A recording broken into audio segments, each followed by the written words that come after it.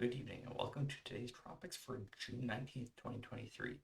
And yes, despite it being June 19th, we have two systems we're watching, both in the main development region. We have Tropical Storm Bret, which actually tied the previous Bret for the earliest named storm formation in the main development region. That was earlier this afternoon. So we're getting a pretty impressive burst of activity in the main development region already. Even just Bret would be impressive enough, but we've also got another storm watching, and this is Invest 93L. It's an impressive tropical waves with some nice convection going on. Currently has a 68% chance to form from the MHC. It seems pretty likely we'll get something out of that, so definitely some interesting times. Let's first take a look at Tropical Storm Bret. You can see it's really starting to get itself going. It's got some nice bones, got a nice spin here. Nice rotation. You see some banding out around here. It's got some central convection trying to get going too.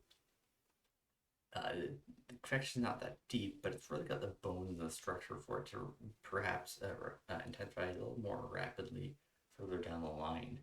You can also see here there aren't really many outflow boundaries to speak of, so there's probably not a whole lot of dry air near the storm. Now there's some drier air to the north up here. It's kind of in the easterly trade flow, but near Bret it doesn't look like there's a whole lot. So it's got a nice moisture bubble. It's doing well for itself.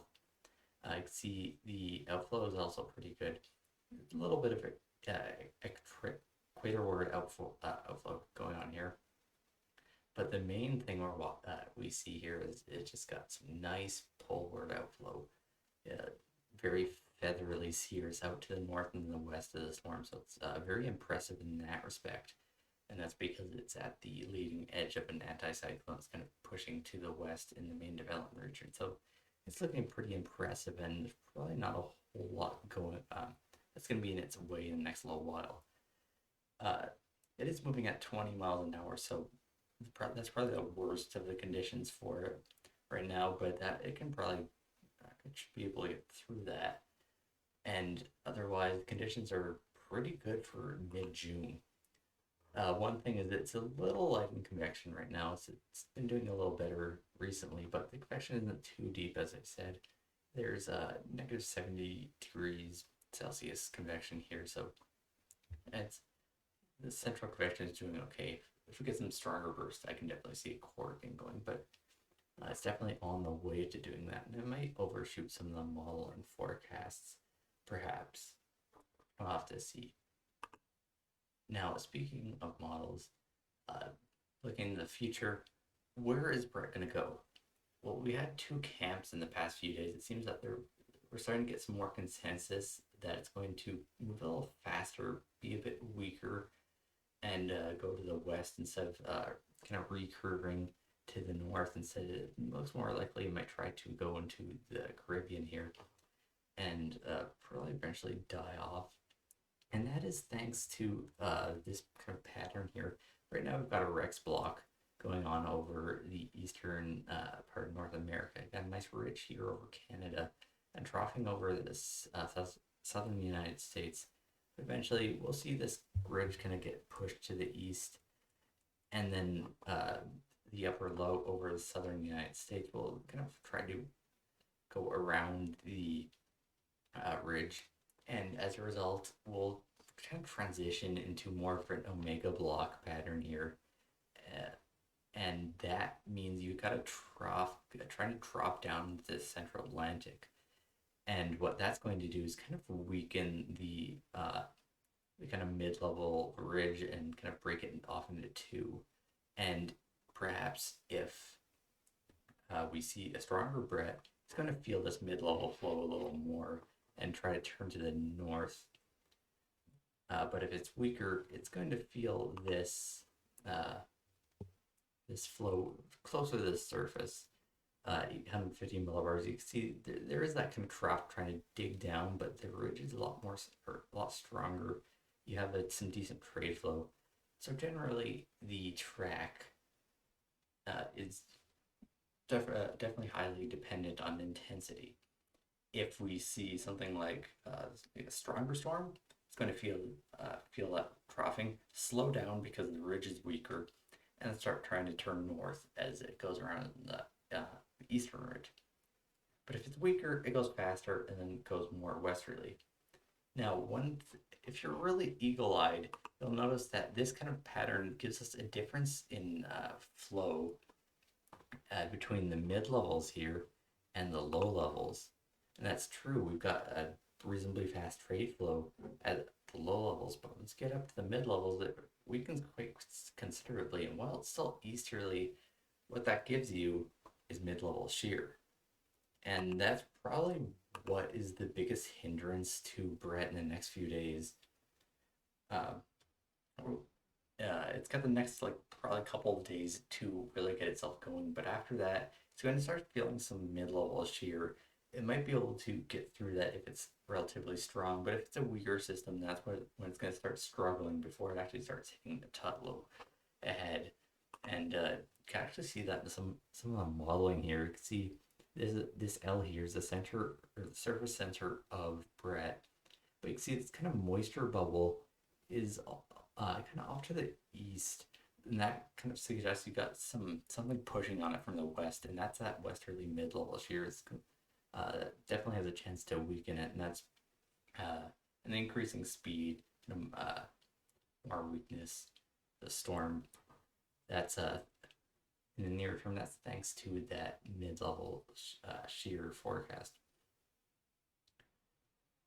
And eventually, once it gets further east, it won't be in that protective cocoon of anticyclonic flow. So that eventually it'll start getting closer to this other anticyclone here in the Caribbean. And between these two anticyclones, you're going to get an upper trough, and that's the Tutlow. Eventually, this upper anticyclone can't really protect Bret, so it gets caught in this shear, and then the upper level shear will also be unfavorable. And as it gets into the Caribbean, which is almost always unfavorable in June anyways, it's probably going to end up dissipating just because the conditions are just too unfavorable. You can't really get anything going. But we'll just see what happens, because at the same time, the models keep it really weak. You can see the euro is way too weak here. It keeps it over 100 or 1,005 millibars for the most part, and it's probably already below that, honestly, the way it looks. And given that the trends, we could see it intensify or possibly more rapidly. So it's looking like the models in general are just too weak in the short term, and that might have some implications for track and the intensity of the storm. So I think it'll be a good idea to wait a little more and see if the trends change with the recent strengthening. But so far, I might not trust the models as much as I did, or as I would usually, just because it's a little too weak, and that's going to kind of mean it has less influence on its environment in general. We have the HAFS model here, HAFS A. This is honestly probably a more reasonable expectation, and it has so far in this run, it's performing a little better than some of the global models, and you can see it still has these unfavorable conditions. You can see this upper level anticyclone right here in this kind of upper trough that is going to eventually shear Bret, but you can see it's reasonably strong here still, and this might be a bit more of a kind of bullish run or kind of expectation, but it's definitely pretty reasonable if we kind of get it spinning up a lot faster in the near term, which global models definitely haven't really picked up on, because it just does not intensify much on either of the major models in the next 24 to 48 hours. And I'm looking at the NHC cone, you can see that they're definitely kind of hedging towards a little bit of the stronger solutions, and it's probably wise, just given that it's likely probably going to overshoot some of the weaker model forecasts. They take it up to hurricane strength on Wednesday, and it kind of keeps around there, but then starts struggling eventually once it gets near the Caribbean and the Irish Sea, and will likely start to weaken by the end of the period. Of course, there's enhanced uncertainty due to the track forecast, so we could see it slide a lot more south if it's just stays weak, or kind of go a bit more north if it's stronger. So the NHC has noted that there's enhanced uncertainty. So definitely watch the trends, see if it's overshooting or maybe even undershooting expectations in the next few days. And if you are in the Lesser Antilles, just keep an eye on this storm to come in maybe late Thursday, early Friday. Definitely listen to your local officials and the NHC and can make decisions based on the guidance that they have given you. Now, that's about it I can say for Bret right now. Next, let's take a look at Invest 93L. So Invest 93L actually looks kind of interesting because if you were looking at Bret a couple days ago, Bret looked pretty much like this. You had kind of an eastern blob of convection going on here, and then there's a western one, and then the eastern one kind of slowly gained into the western one until you can have them merge. So it's probably somewhat of a coincidence, but it's kind of interesting how there is definitely a resemblance to the storm. Bret formed, 1-2 days after that, so given how Invest 93L is looking, it probably needs another couple of days to form, but it seems rather likely that it will. Kind of hard to see what kind of wave axis is. I tried looking at the loops earlier, and it's kind of hard to tell because it's probably more likely is larger kind of spin, but nothing really well defined, more kind of broad.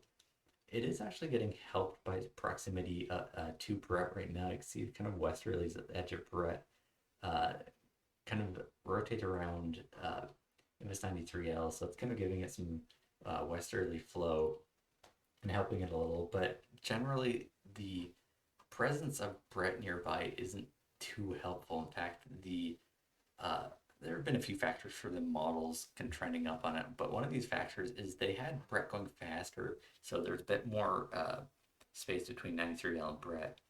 They also had Bret being weaker, so that means it has less influence of low levels kind of environment, which means that it might not take a convergence and inflow away from 93L, which allows it to be its own kind of system, as well as being, I guess, more coupled to the upper anticyclone, and also just having a lot of convection. But you can see the kind of weaker, faster trend with Bret has also helped 93L. So if you're looking for the intensity forecast, that is going to be kind of hinging on, what kind of trends are with Bret. So there's definitely that kind of uncertainty from Bret. It's also going to transfer into 93L. And conditions in general, aside from Bret, should be relatively favorable in the next few days.